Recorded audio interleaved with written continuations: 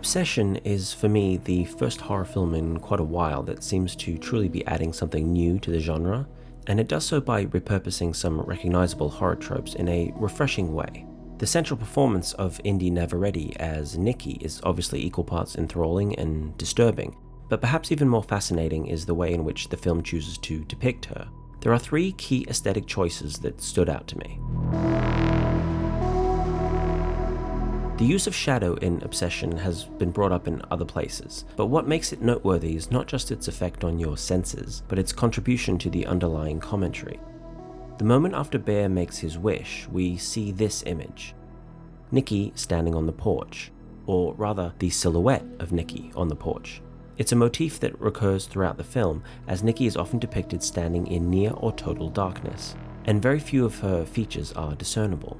It's interesting because it not only plays on our familiar sense of darkness being scary by injecting mystery, which is obviously a staple of horror, but it says something further about the nature of Bear's decision.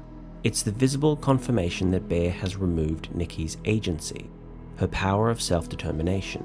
And since a person's free will is foundationally what makes them who they are, what Bear gets in return is not Nikki. It is the shape of Nikki.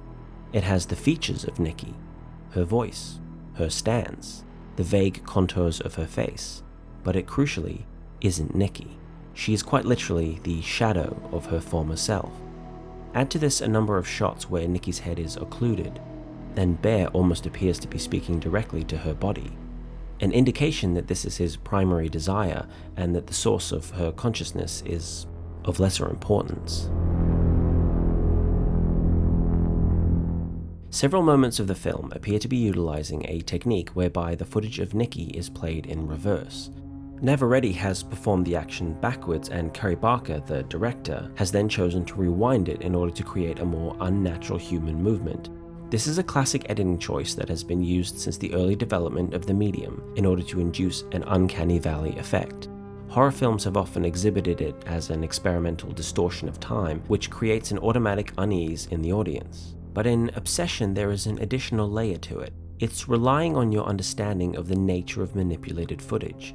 Footage is preordained and unalterable, and can only ever be played forward and backward, and that's exactly the same for Nikki. She is a tape. She can be wound and unwound, but her actions are predetermined. Her movements, appearing so marionette-like, are not just creepy, they are a testament to her lack of organic mobility. We're all familiar with the jump scare, a deliberate silencing of the soundscape followed by an obnoxious jolt. It's kind of the junk food of horror filmmaking in that it works, but we kind of wish it didn't. A sense of terror should be earned, and in the right hands, it is, but all too often it seems like nothing but a cheap trick. Obsession is different. The sound design doesn't seem to be oriented around things lurching from the dark, but rather coincides with dramatic shifts in Nikki's behavior. There are several moments where abrasive walls of sound will swell as her hysteria intensifies, only to drop out on a dime when she reverses into tranquility. What's being accented isn't physical, it's behavioral, and it results in what can almost be described as a reverse jump scare. The fear isn't induced by a silence before the storm, but rather the disturbing and unnatural calm in the wake of it. It's a surprisingly effective twist on the traditional use of sound, and seems perhaps uniquely suited to a story about the horrors of the conflict raging inside the central character. One last aspect of the film that needs to be discussed is the culpability of Bear, the male lead.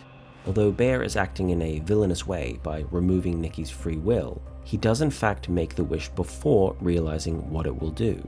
Thereby, the question still remains, is he really at fault? The key to understanding Bear's responsibility in Nikki's abuse lies not within the inciting incident itself, but in the subsequent structure of the story. It's very noticeable that the full nature of Nikki's transformation is never hidden.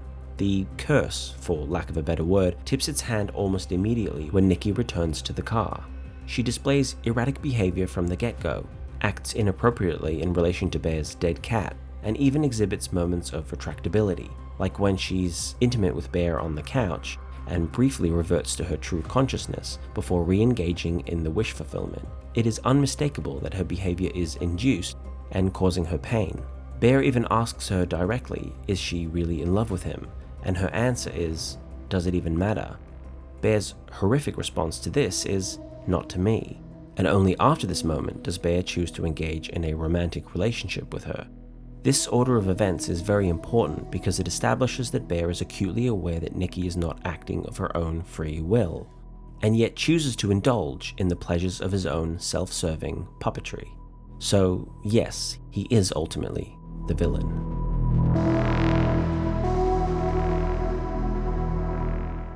The impression you get before watching Obsession is that it's a horror about the unintended consequences of a realized desire, but it really isn't.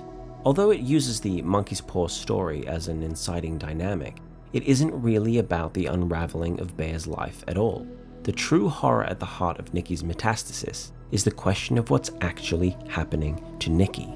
Curry Barker has made it very clear that although the film references The Exorcist and Hereditary on more than one occasion, it's not a story of possession. Rather, it explores the nature of what a human being really is, the sum of their choices. Nikki's mind is present, but her free will is being held hostage. Quite literally, it can be heard screaming over the phone when Bear calls the One Wish Willow hotline. Curry has described the film as a statement on the nature of a toxic relationship, where we're so afraid to take risks and be vulnerable that it's much easier to create a mechanism by which another person feels compelled to give love. Everything from guilt trips, lies, secrecy, threats of force, or even spiking someone's drink are all examples of cursed acts upon which you probably shouldn't build a relationship. The only good way to kindle a romance is honestly, directly, and probably face-to-face rather than through overly designed text responses. And too often people confuse love for desire. Desire is wanting something for yourself, whereas love is sharing it with someone else. The real horror of a relationship, which we innately want to avoid, is the understanding that it takes two people to keep it alive, but only one to kill it. And yet this reality is inescapable. We all have to put ourselves out there whether we like it or not, and if we truly love someone, we also have to respect their choice to not love us back. It's not a punishment, it's just a fact. And the next time you find yourself falling madly for someone in an unquenchable way, maybe ask yourself what you really want from that person. Do you want them to love you or just perform love for you? Do you want them or just the shape of them? And how much of someone else's pain are you willing to knowingly preserve in order to pleasure yourself? Thank you for watching. Please like and subscribe if you feel so inclined, and we'll talk again soon.